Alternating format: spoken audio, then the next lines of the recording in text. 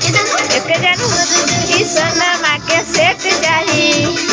पटेना में दूध गो फलेट जाही एक बुझ तू जितना खर्चा करे हम उतना खर्चा करब हम भाग हम भागल ना होई आज हमर माथा तो बुझ ली हो हम संतोष पागल नहीं मन बुझे ज्यादा तू चिराई उड़न बाज हो तो बुझ लिया मर्द हई हम ए बुझ ली तू जानत बा कि हम हाँ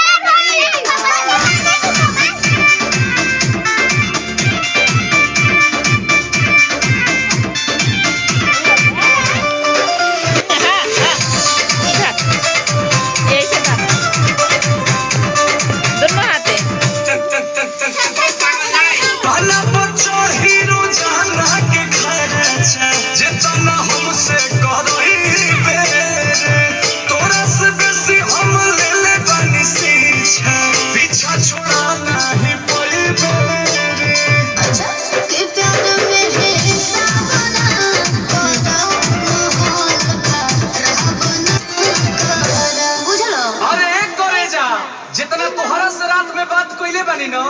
उतना केहू औरी खाती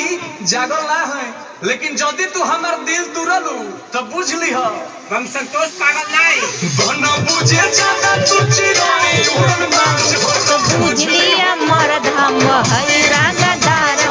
बुझ लिया हई रंगदार मारम ना एक फट के एको भाषा ना बोलबा कोनो विषय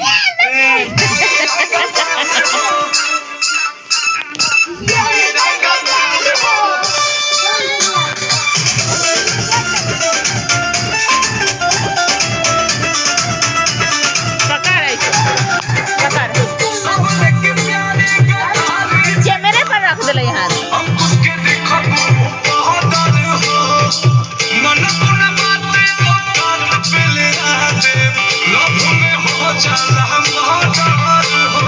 मारम ना एक फट में लगा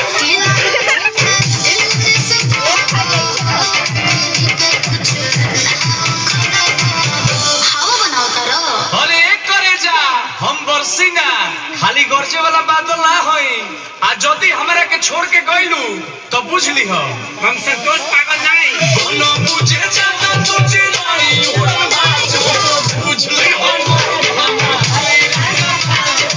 बुझ ली हो जानत बा कि हम ग्रेड ए पढ़ले ही